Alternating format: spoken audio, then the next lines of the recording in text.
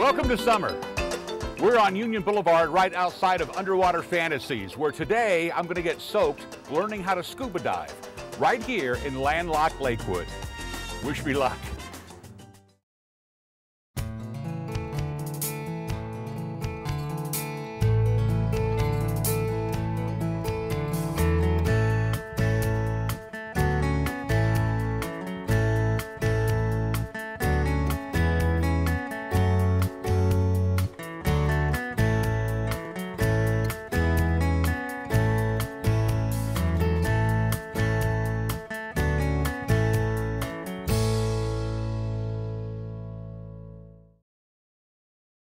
Hello.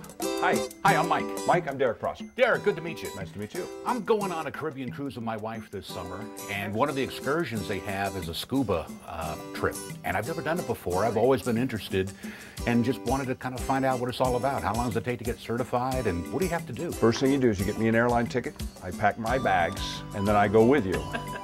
So you can it's use easy. personal instruction. Yeah, I'm trained to do that. So you have a practice pool for the beginners to get accustomed to the water? Absolutely. We have a full training facility here. We have a classroom and a pool, and there's a couple of different things that you can do. The first thing you can do is what we call a Discover Scuba.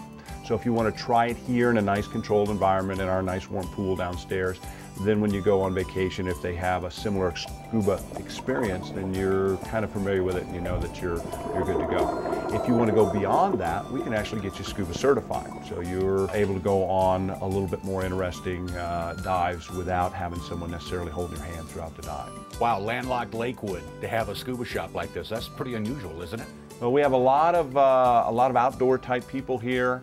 And generally speaking, when you go on vacation from Colorado, you want to go somewhere where it's warm and tropical. So we have a huge clientele of divers in Colorado. So when you graduate from the pool and before you go to the ocean, do you go out to any of the lakes around here? All through the summer we do training here in the class of pool, and then take them out to Aurora Reservoir or Chatfield Reservoir. We also go up to Lake Turquoise near Leadville. So again, mostly to get them trained so when their vacation rolls around, they're comfortable and certified and ready to go diving. When they get certified, what that means is they actually do a training program, and it teaches them about the equipment, about how to handle emergency situations, about how to protect the reef when they're diving, about how to be a good buddy, so that they can dive safely and have a good time. And they get a card when they finish, and it's essentially good for life. You get certified, has your picture on it, all your information, and when you go somewhere to get on a dive boat to go out and do a dive, you show them your certification card, and away you go. So safety is pretty important here. Absolutely. It's a lot of familiarization with the equipment, and what would you do? What if you get a cramp when you're swimming? What if your buddy runs out of air? Because we cover a lot of the what ifs and get people familiar with all this stuff in a controlled environment in the pool. Scuba is an extremely safe sport. Wow, you've got a lot of stuff here. What's the difference between the flippers? We have two basic differences. The first is going to be we have snorkel fins, and then we have scuba fins.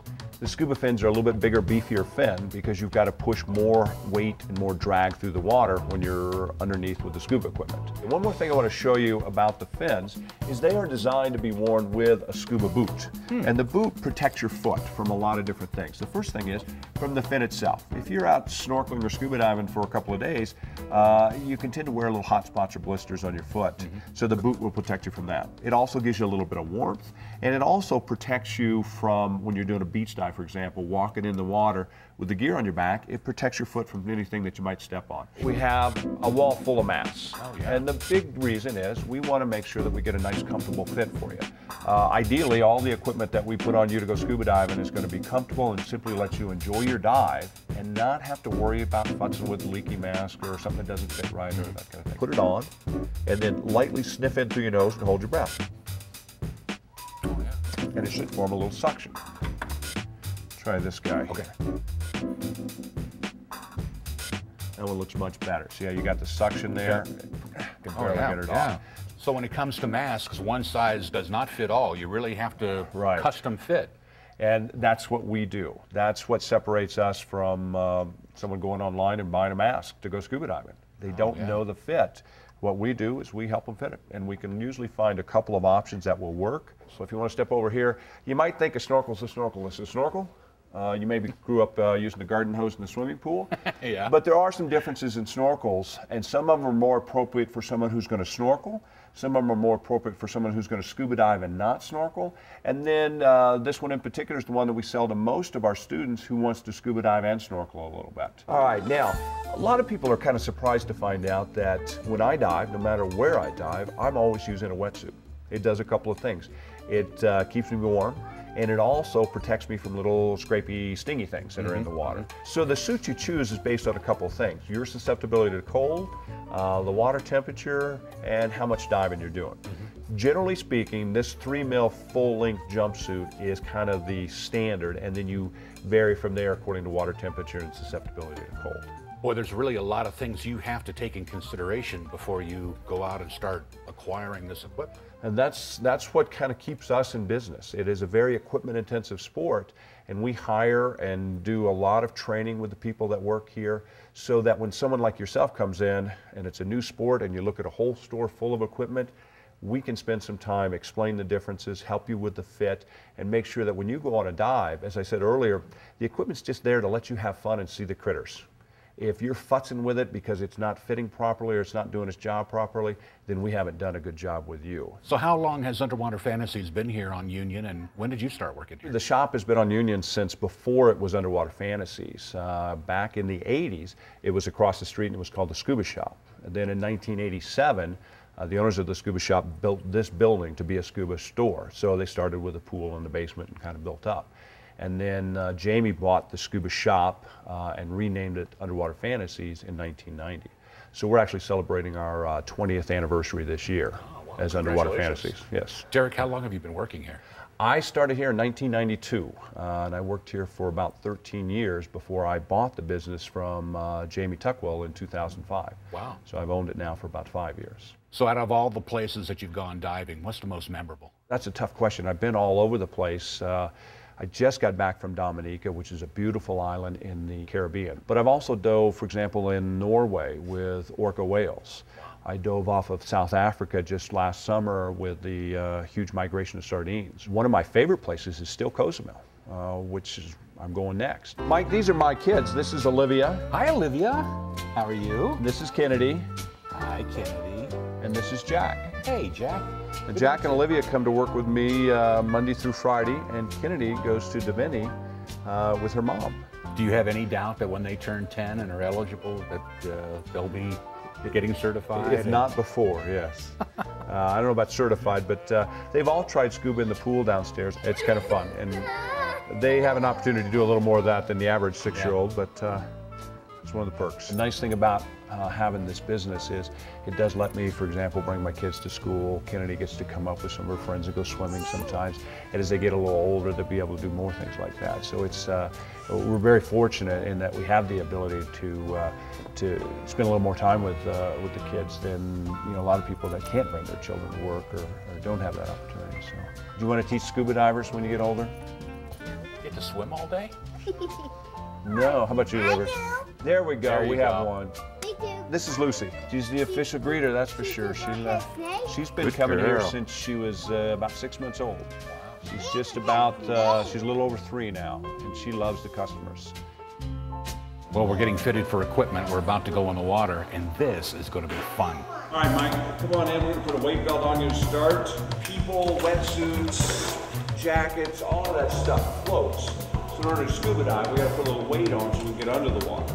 And then so that we're not bouncing off the bottom, we're going to add a little bit of air back to these jackets. As you can see, you can put air in these guys. And that'll let us get neutrally buoyant. It's kind of like being in outer space. You're just kind of hovering. So this is the scuba unit. We have the tank, which is held in place by the BC jacket. And then attached to the top of the tank is the regulator with your mouthpieces. Mouthpiece for me if we need to share air. And you have your buddy assist you, kind of like I'm doing now. So, different circumstances you do it different ways. You can put it on in the water like we're doing. You can put it on land and then jump in the water. Go ahead, just like we did up on the side of the pool, pull the cummerbund in snug and together. All right, let's get our fins and our masks on. This is a dumb question, but is there a right and left fin? There is not, and you're not the first one to ask that. To put a mask on, the easiest way to do it is put the strap in front, hold the mask in place, and then pull the strap back so that it's right back here, kind of up on the top. No, yeah, just like that, perfect. Then you're gonna put the regulator in, you're gonna bite on these little tabs and your mouth's gonna seal around it, and you're just gonna breathe in. Just nice big breath in, nice slow exhalation out.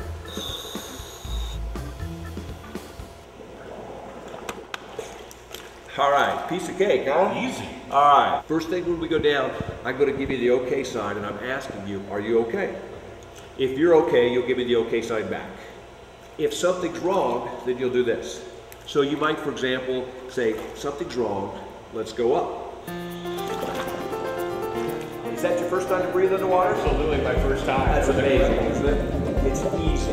I often tell people that the scuba is easier than snorkeling because you don't have to hold your breath to go look at something.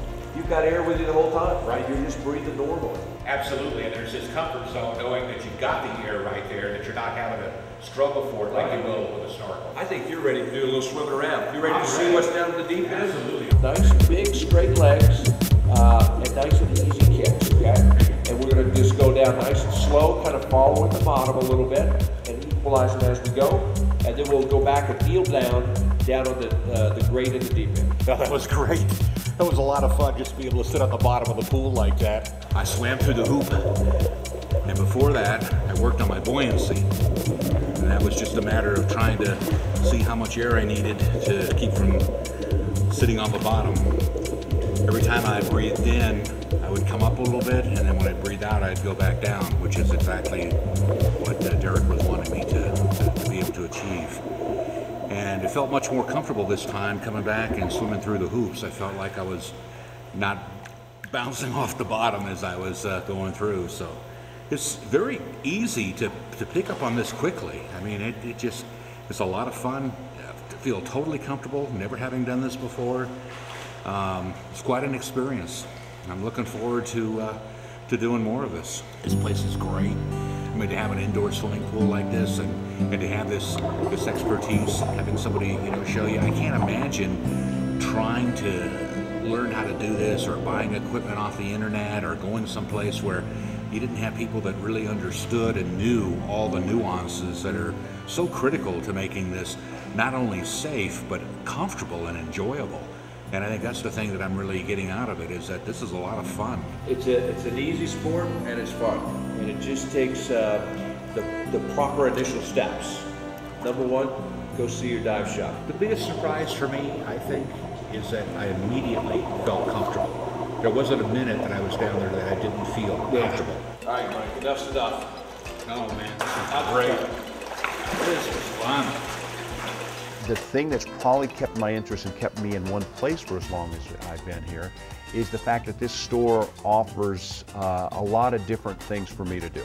So we teach classes here. So I bring in new students and I get to see their excitement when they breathe underwater for the first time or when they get certified. But then I also get to take people on trips. There you go. Good job. Thank you. This was a lot of fun. Good. Glad you enjoyed it. Stay tuned after the community calendar. We're going to be playing with some puppies in a swimming pool right here on Lakewood, open for business, where we try to tell you about some businesses in your own backyard that maybe you didn't know about. Remember, when you shop local, you support Lakewood.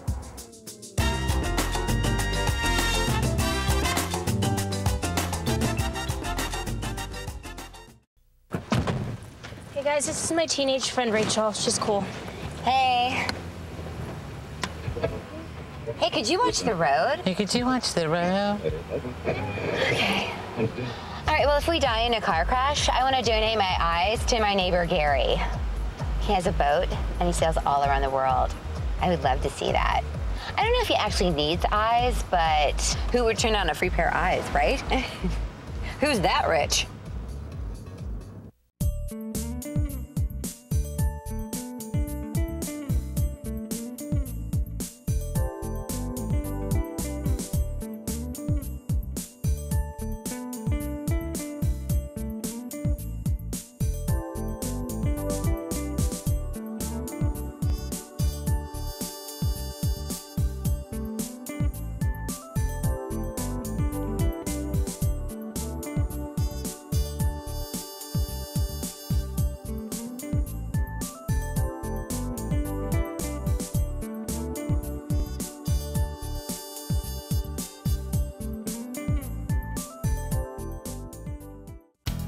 We're back.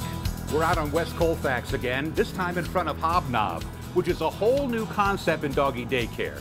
I even brought my dog Raisin to check the place out. So, Raisin, what do you say? Let's go check the place out. Hello. Hi, I'm Mike. Hi, I'm Carrie. Nice to meet you. Hey, Carrie, how are you? Good. Thanks for coming in. Well, you're welcome. I need some advice. Okay. I'm going to be doing some traveling this summer, and Okay. I kind of need some ideas about what to do with a special member of the family. Sure, absolutely. So you're looking at maybe using our hotel services. Yeah, I didn't realize you had a hotel service here. What? Who's going on vacation? So we have hotel for, up to 1 night to 2 weeks. It kind of depends on what it is you need. Hobnob is brand new, isn't it? How long have you been here? We've been here a little over a year now, so we're still pretty new. And the name Hobnob, is there any special meaning behind that? Well, it's interesting actually. When I think of the word hobnob, I think of get together with your friends, have a good time, have a drink, get together, socialize. So that's kind of what they do here while the dogs are in our care, and that's why I came up with the name Hobnob. So you've got more than just a hotel, you've got a lot of retail here too. What kind of stuff do you carry? We have beds that are all handmade in Oregon. We have a lot of high quality foods, toys. We also have a lot of organic products, stuff that comes from Colorado.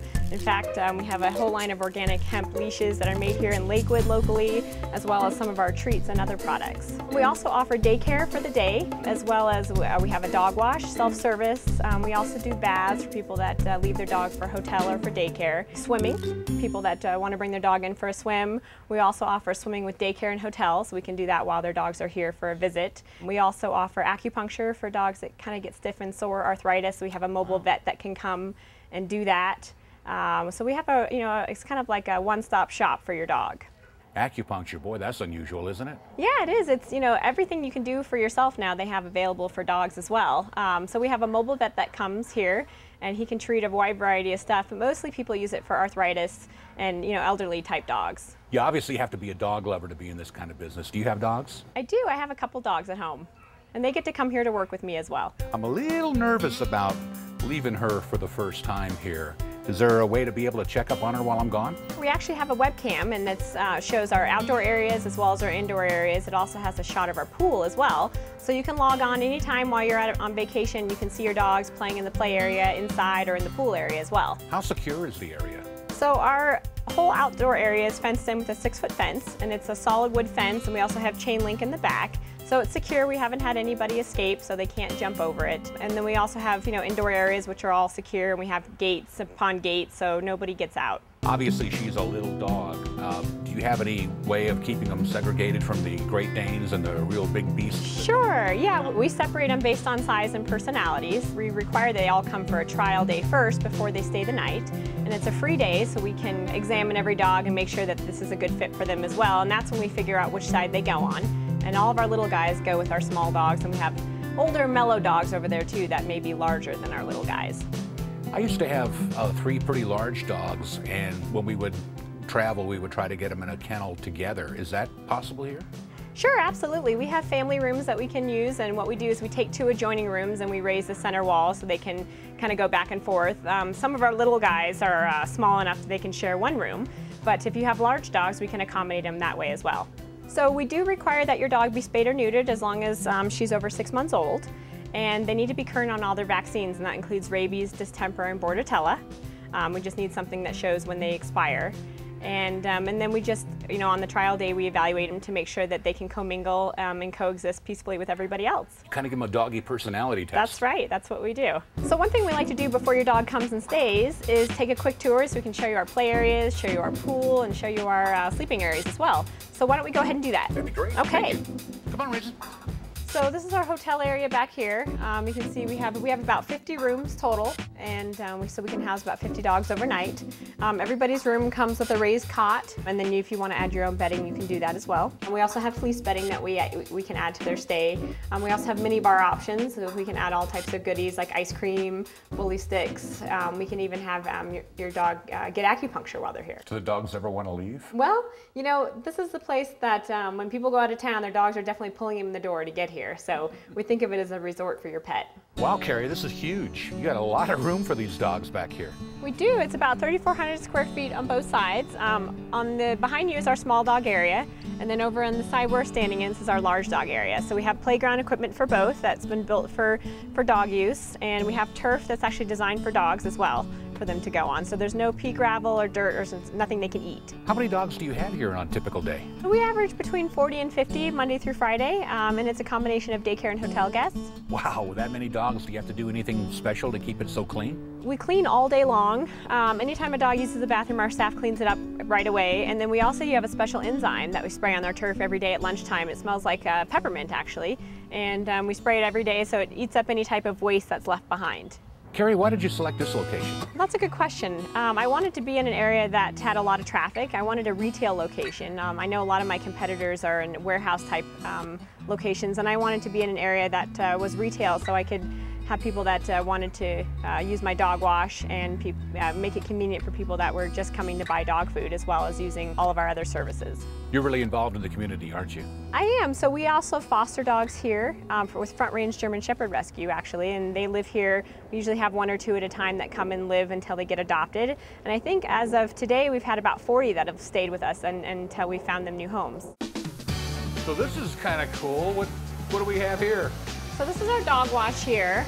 It's self-service, or like I mentioned earlier, we also offer bath and brush as well. So this is actually one of our daycare guests, and one of my employees is giving him a bath before he goes home for the day. But with the self-service wash, it comes with your choice of shampoo and conditioner. And then we also have provide you with all the towels and combs and brushes and the dryer as well. We have an integrated system. It's called Bath Master. So the soap and water are mixed together and just spray it right on the dog. So it's kind of like a car wash for your dog.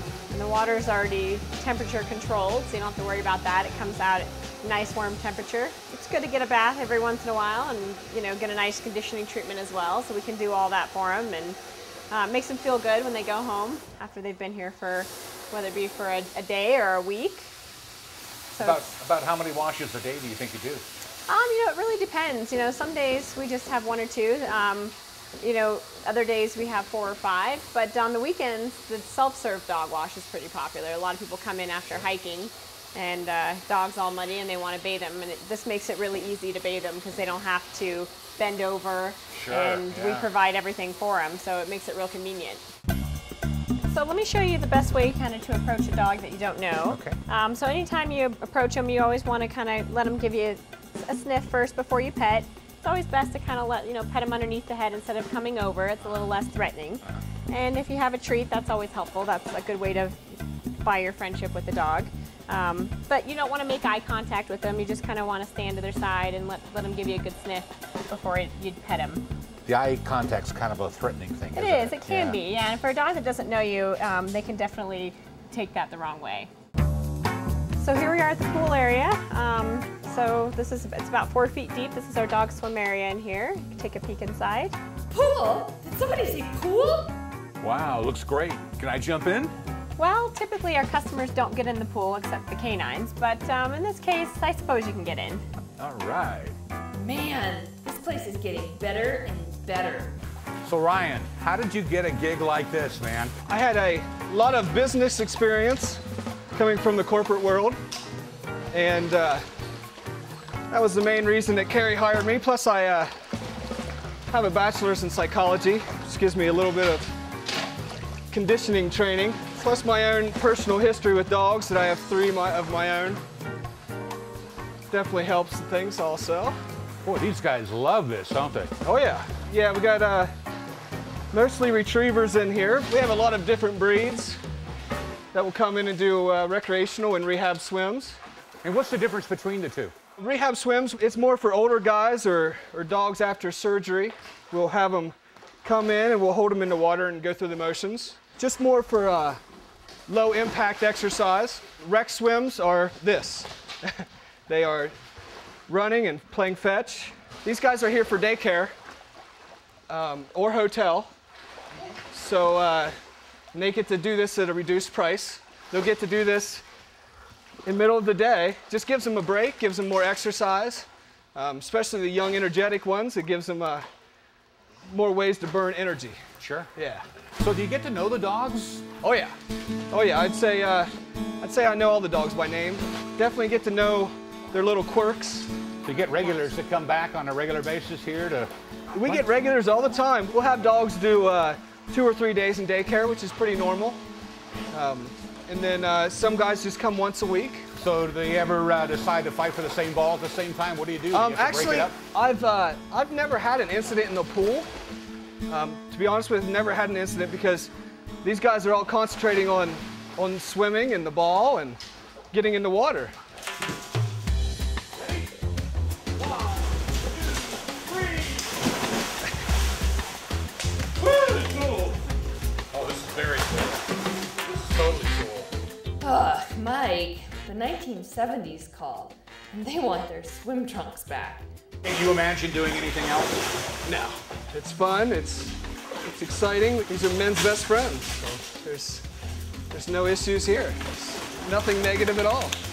It's the enjoyment of the dogs. They're the customers, and they're what it's all about. I mean, I just love seeing dogs play in a happy manner and doing something different that they can't do on a normal basis when it comes to doing everything else in the business and then coming in here and having fun and splashing around with the dogs and getting wet a little bit. Carrie, how's the pet industry changed over the last several years? Since I really got into working with dogs, so maybe 12 years ago, I think it's changed quite a bit. I think our pets are living longer, people are taking better care of them, and expect more for them. You know, I think people want for their pets what they want for themselves. So I think people are looking for nicer places, more activities, more of a one-stop shop where they can get everything their dog needs at one place, and they want a really nice, clean environment. People aren't interested in a traditional boarding kennel with an indoor-outdoor run. I think people want something a little bit nicer now for their pets. Can you imagine doing anything but this? No, no.